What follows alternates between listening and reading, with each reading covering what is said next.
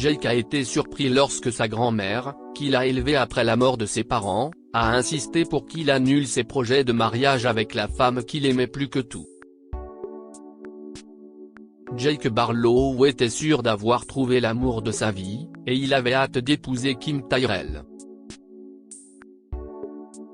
Il avait été orphelin très jeune, et avait été élevé par ses grands-parents.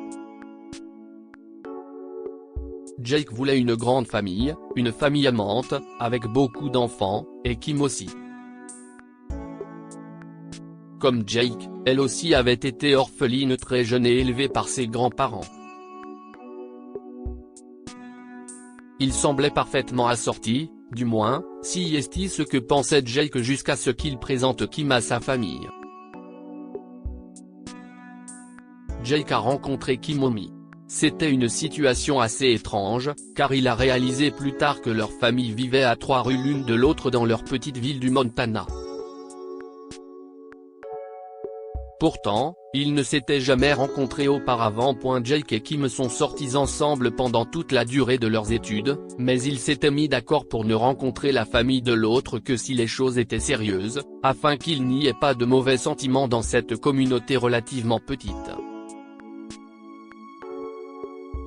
Mais lorsque la remise des diplômes a eu lieu, Jake a demandé sa compagne en mariage.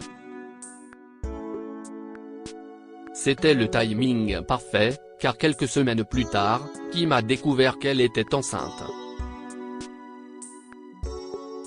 Jake a alors décidé d'annoncer la nouvelle à ses grands-parents. Grand-mère, grand-père. A commencé Jake. J'ai d'importantes nouvelles à vous communiquer. Une entreprise de technologie de Seattle m'a fait une très bonne offre, et je vais l'accepter. Jake, a dit sa grand-mère, Cara. Tu déménages à Seattle. Tout seul. Tu vas te sentir si isolé. En fait, a dit Jake. Je ne serai pas seul, parce que je vais me marier avec Kim. Marié, a crié grand-père Kevin. Mais on n'a jamais rencontré ta petite amie. Mais je parle d'elle depuis 3 ans, a répondu Jake. Nous voulons la rencontrer, Jake, a fermement dit grand-mère Cara. D'où vient-elle? D'ici, a répondu Jake. Elle et sa famille vivent à quelques rues d'ici. Jake a ensuite sorti une photo de Kim avec sa grand-mère et l'a passée à sa grand-mère. Grand-mère Cara est devenue blanche comme neige, et a rapidement rendu la photo avant que le grand-père de Jake puisse la voir. Amène-la à dîner demain soir, a-t-elle dit. Et nous verrons pour ce mariage. Cela semblait un peu inquiétant pour Jake. Mais c'est dit que sa grand-mère, qui était terriblement protectrice, traversait juste une petite phase d'angoisse due à la nouvelle de leur future séparation. Mais le jeune homme en était certain, dès qu'elle rencontrerait Kim, elle l'aimerait. Cependant, les choses ne se sont pas passées comme prévu. Le lendemain soir, Jake a amené Kim et l'a présentée à ses grands-parents. Les choses ont mal tourné dès le départ. Grand-mère Cara était glaciale et grossière. De son côté, Kim ne cessait de regarder Jake d'un air perplexe. Jake a froncé les sourcils pour signaler à sa grand-mère d'être aimable, mais elle l'a ignoré.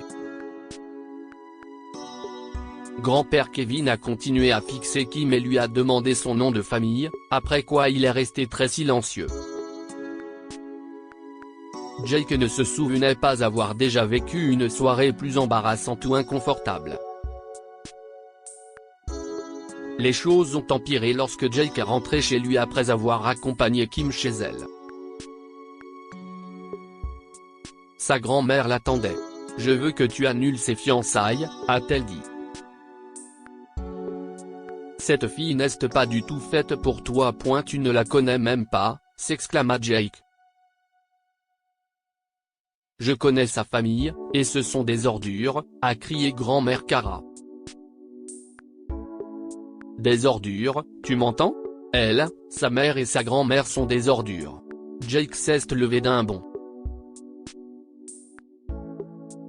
Je t'aime, grand-mère Kara, a-t-il crié. Mais je ne te laisserai pas parler de Kim ou de sa famille comme ça. Mais grand-mère Kara s'était transformée en une femme méconnaissable. Son visage était gonflé et rouge, et son cou était crispé. Sa grand-mère a ruiné ma vie, a-t-elle crié. Je ne la laisserai pas ruiner la tienne. Grand-père Kevin est arrivé en courant. Mais qu'est ce qui se passe, Kara ? A-t-il demandé. Pourquoi tu cries ? Tu sais qui est cette fille malicieuse ? A demandé Kara, furieuse. Si est-il la petite fille de ta conquête de pacotille, Tracy ? Oui. Je savais tout d'elle, alors tu peux arrêter de faire semblant. Grand-père Kevin a eu l'air choqué. La petite fille de Tracy ? A-t-il chuchoté. Je ne l'ai pas vue depuis presque 50 ans, Kara. Cette fille ne t'a rien fait. Elle ne mérite pas ta haine. Que se passe-t-il ? A demandé Jake, déconcerté.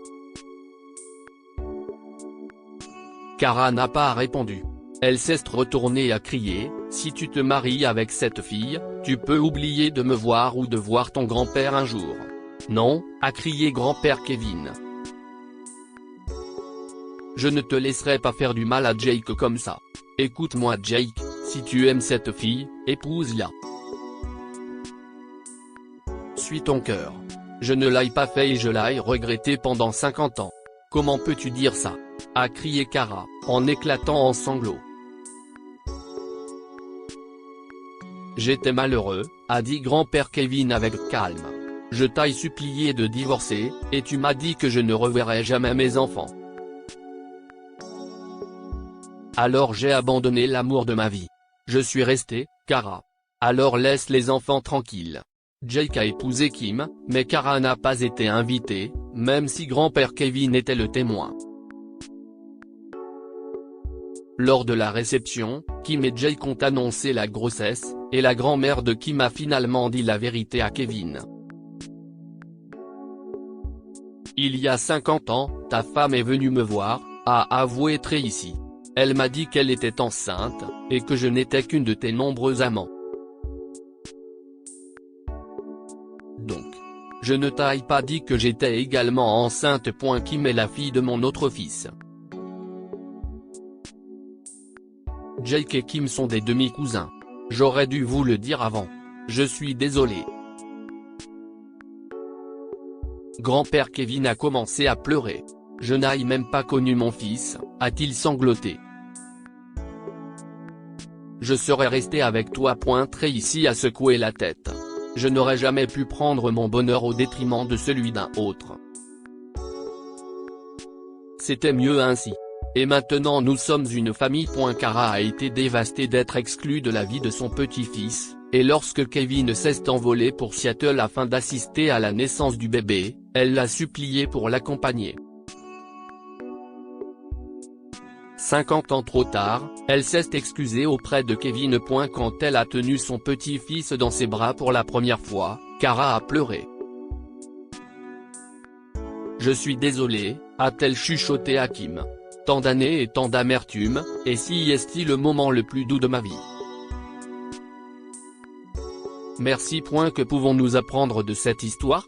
On ne peut pas construire une vie sur la malice et la rage. Kara s'était accrochée à son mari par le chantage et la tromperie, et 50 ans plus tard, la vérité a éclaté. Faire choisir quelqu'un entre deux amours est la plus grande des cruautés. Kara était tellement concentrée sur sa vengeance qu'elle ne pensait pas au bonheur de son petit-fils. Lire aussi, 20 ans après le décès de sa fille qui venait de naître, un homme entend papa, je t'ai enfin trouvé. Abonnez-vous à Mon Mama sur Google News. Cette histoire est inspirée par l'histoire d'un de nos lecteurs et écrite par un rédacteur professionnel. Toute ressemblance avec de véritables noms ou lieux est une pure coïncidence. Toutes les images sont utilisées uniquement à des fins d'illustration. Partagez votre histoire avec nous. Elle changera peut-être la vie de quelqu'un. Si vous souhaitez partager votre histoire, envoyez-nous un mail à info@amomama.com.